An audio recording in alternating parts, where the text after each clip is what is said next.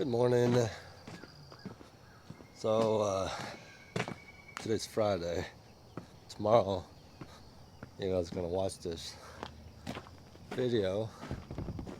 So I've been under the weather this week. I had no idea what I had. One day film kind of deal today. I haven't done anything this week. I haven't worked on my lean-to, but I did finish building the milk stand for Angela so she could put the cow into the milk stand and she can milk a little better, a little easier.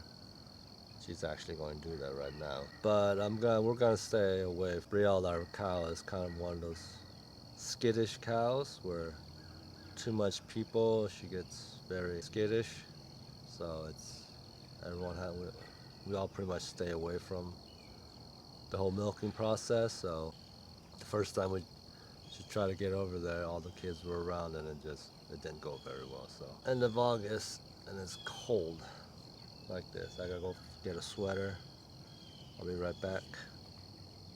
Alright, so yeah, like I said, it's cold. It's been in the 50s in the mornings, which is not usual. I think it was Wednesday or Thursday morning, yesterday morning. It was in the high 40s, so it was cold. For this time of the year, 40s is not that cold, but it feels like, especially a week before that, it was in the 90s. Here it was hot. Alright, I got my chickens are out on pasture. And I only got one heat lamp. I don't know what happened to my other heat lamp. But they're actually doing alright. They are doing alright. None of them are dying. I mean, this cold isn't bothering them too much. I'm not really too sure what exactly happened to the other heat lamp. Say hi. Hi. And he's I put little boxes in there for the ones without the heat lamp. They actually have been going in there at night to stay warmer. This one's actually got the heat lamp, so I'm not worried about them. I also put a box, just a cardboard box with a cutout in the front. You guys see the little cutout. And they actually go in there and they stay warmer. The first night they didn't, but they didn't go in there. They were just huddled right next to the box, and I put them in there and they stayed in there.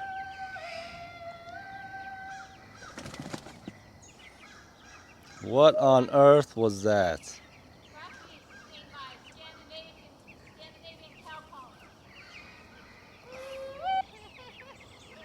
She's practicing her Frozen the thing, but for the cow. There's a little baby cow.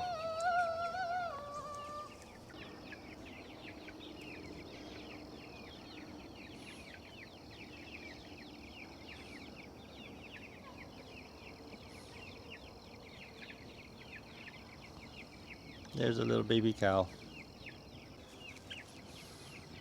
So the cow's being stubborn. Lucy. Yeah. Come on, Cowie. There it goes.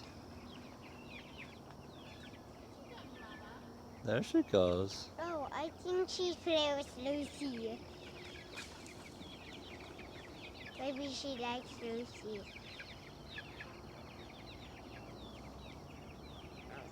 Lucy does kind of get in the way a little bit. Yeah, I know I'm using these waters again. I will talk about that and why I'm using these waters again.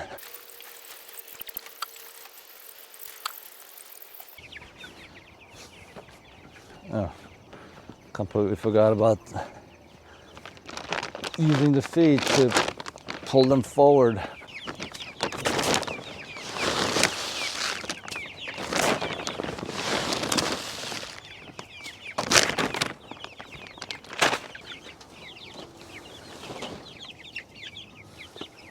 I forget, I think it was like 2 weeks ago, somebody was trying to lecture me about my chickens. Made a comment about how 60 chickens was too many chickens for me. But I think he made the mistake, or he or she made the mistake. Didn't realize that my brooder was not my chicken coop. I think that person was telling me that was too many chickens for my brooder. So this is my chicken tractor. There are 20 in each one. Plenty of room.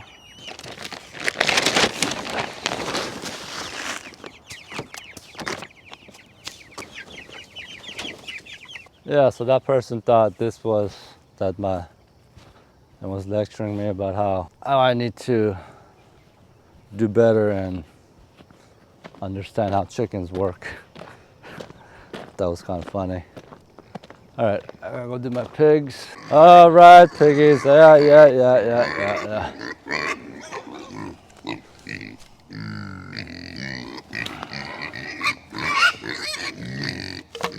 All right, so let's talk about why I'm using the water buckets instead of these watering cans. Gravity-fed watering system, and I loved it for the first time I used it, but I only bought it last year. It's already broken. It's completely, everything that's inside the spring that loads the parts. So basically how this works is, as the water goes in, the weight of it pulls down, and there's a spring that pushes down a little plug and plugs up the water as there's enough water in the container for the chickens to drink. Well, that spring has completely rusted away, and the water empties out in 10 minutes. And I thought, oh, I'll just go to Premier One, and they most likely would have a spare parts, right? Yeah, and they do, but it's not just the spring. You gotta buy the entire part on the inside. You know what? I'm just gonna go get it for you so I can show you, so you guys know what I'm talking about. Okay, so this is the part you need. This is the part, and right here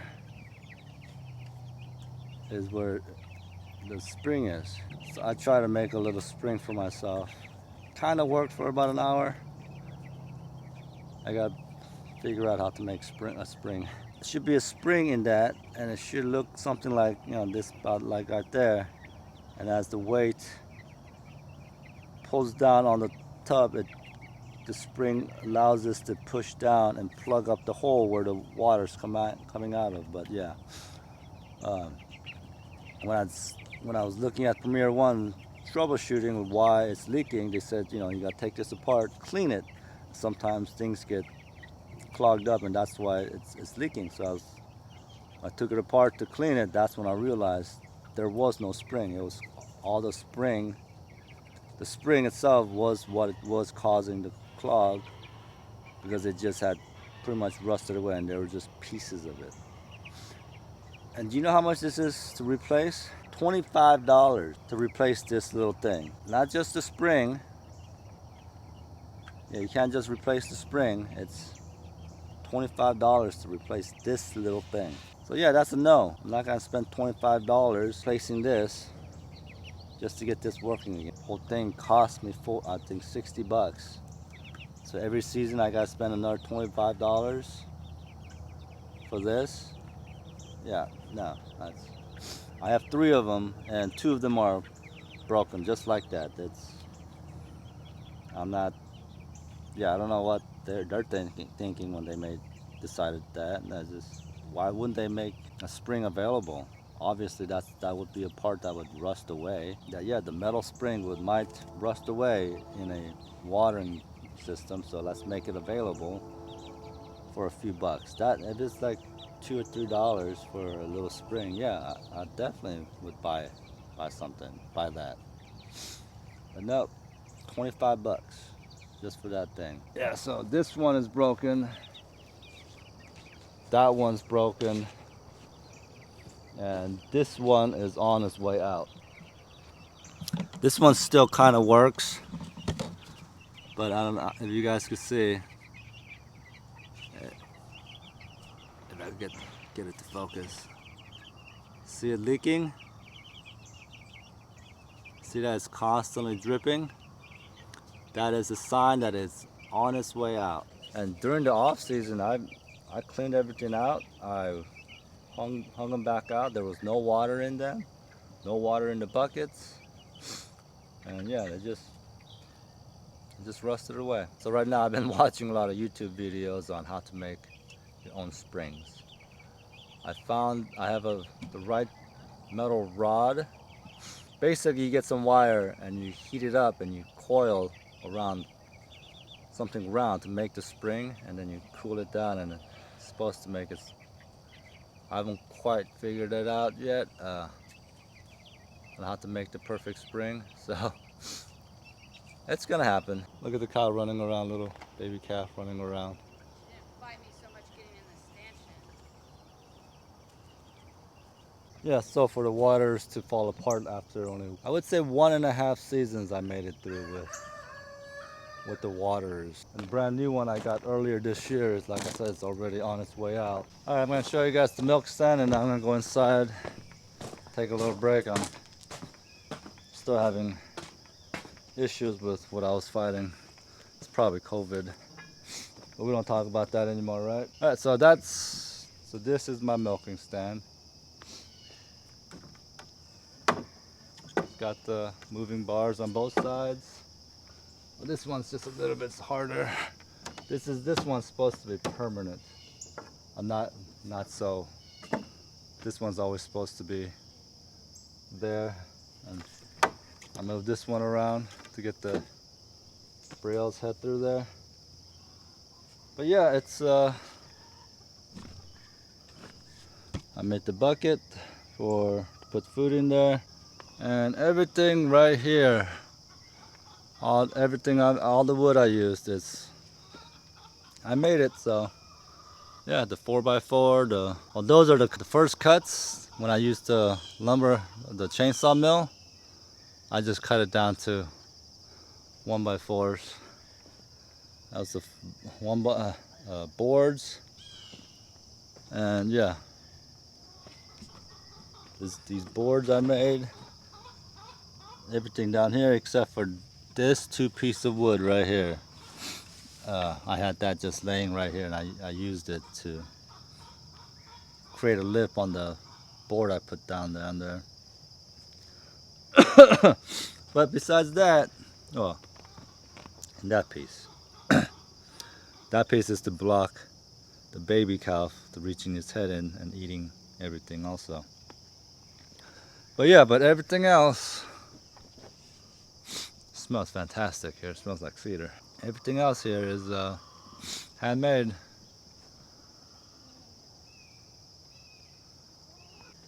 And I'm hoping once Brielle's more used to being milked and it's not so fussy, I will get a video of her being milked by Angela. But for right now, it's kind of a struggle to get her to milk. All right, I'm gonna go inside now. Take a little break, and I'll be right back out.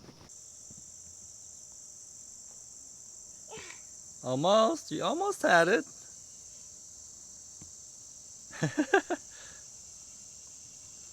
Oh, Hannah. Can I come?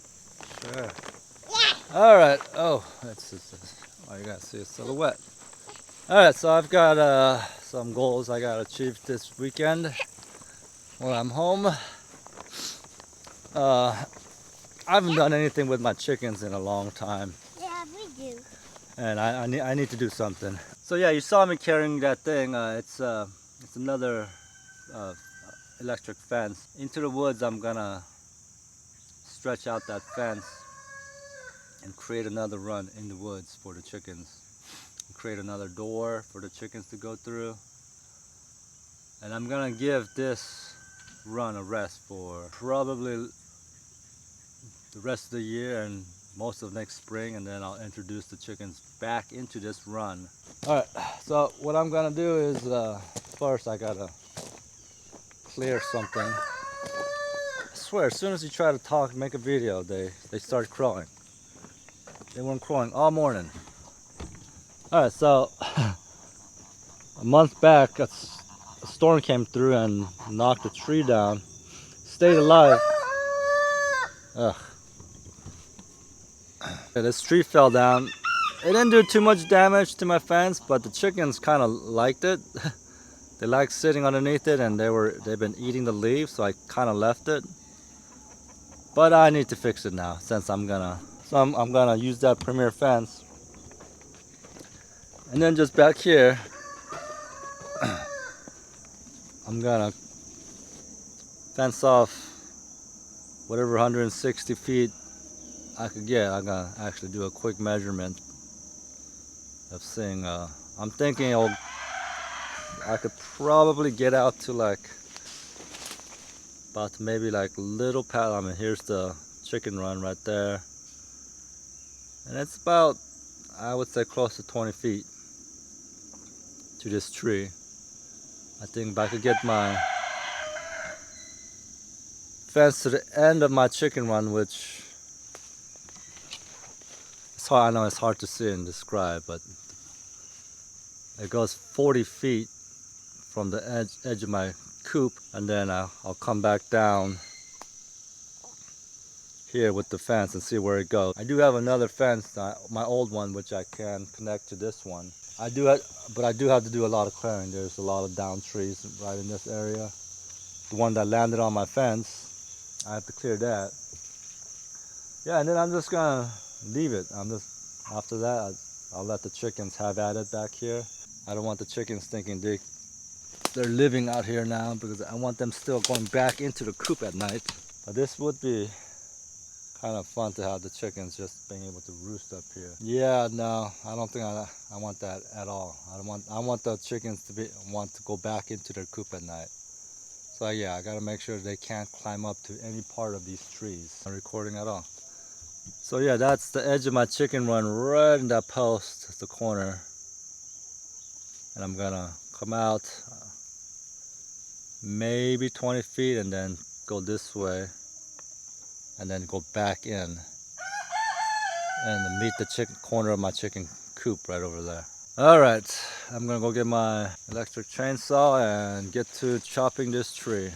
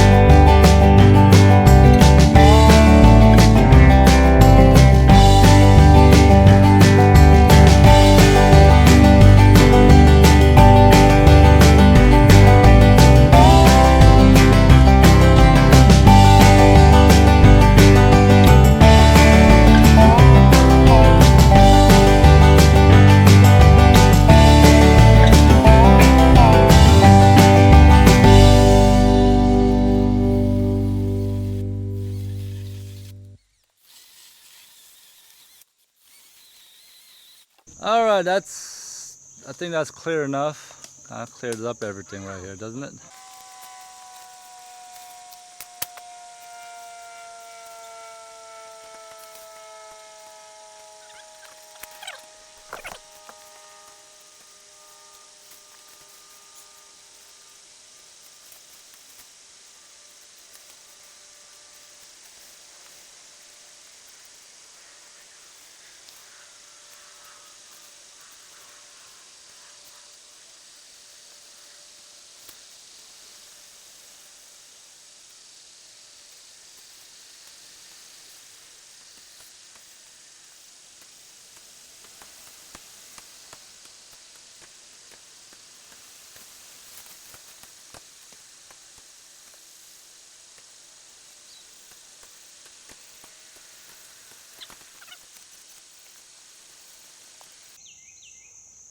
not a straight line, but close enough.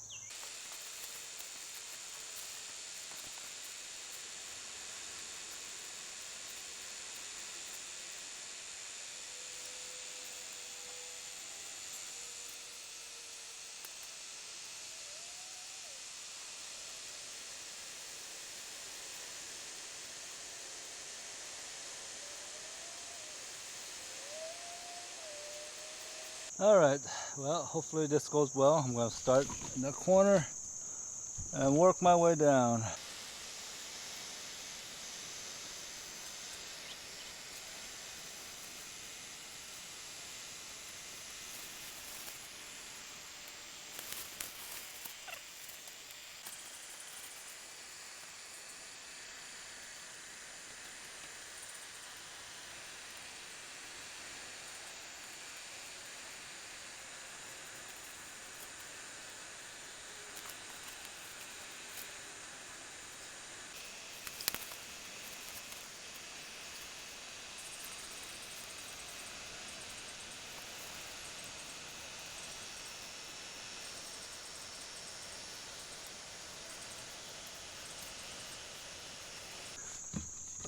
Alright, so like I said, I have 8 sections left, 8 posts, 8 of these things left. So I'm thinking I could go out and I could probably wrap around all the way to the front of the coop and just have that area open.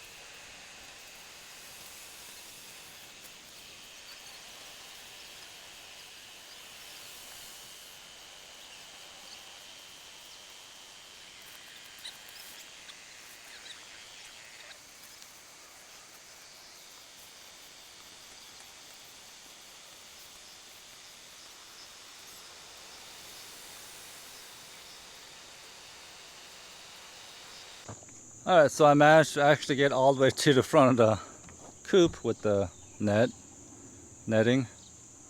So now I don't have to create another door behind it. I could just open the front door, not open the door to the run, but just open the front door. Yeah, there's a few things I have to work out, like areas like this where the chickens will eventually dig their way out of stuff like that. So I'll just lay a log around there and they won't be able to get through there. I'll get some string and pull the corners so it's nice and tight like this.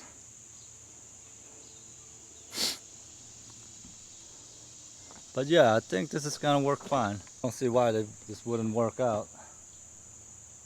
We have a new area to scratch up and eat the greens. I will let this chicken run rest, let the dirt and all the manure in the dirt kind of find a neutral balance and hopefully the rest will give things to grow in here and will grow back lush and green like it used to be. I will definitely plant things in there for the chickens to eat. I also think that's why my chicken run, every time it rains, It smells. There's so much nitrogen in here, and it stinks.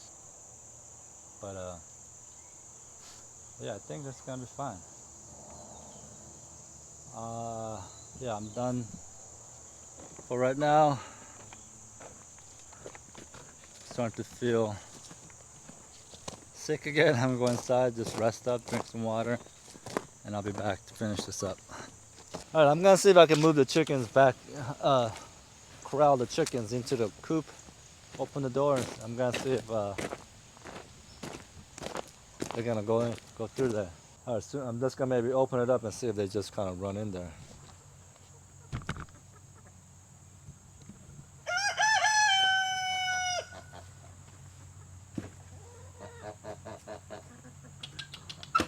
Come on.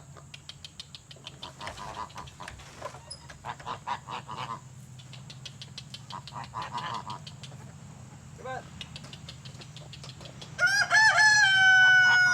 Hey, come on.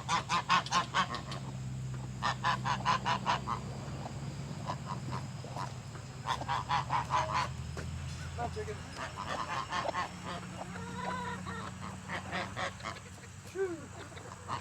Shoo. Into the coop. Into the coop. There you go. There you go. You're doing it. You're doing it. Yes, you're all doing it. Come on. That's all you slow ones. Not through the fence. Can't look through the fence. There you go. Follow the lead. Oh, this way, dummy. There you go. There you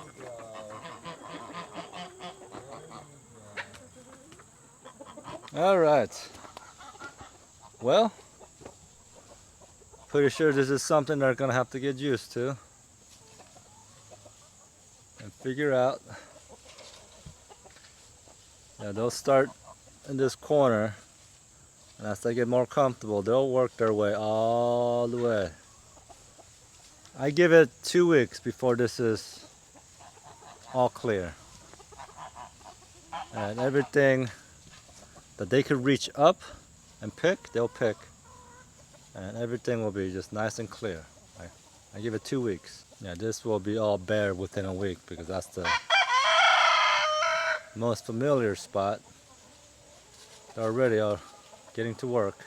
Well, some of the chickens have already made it this far.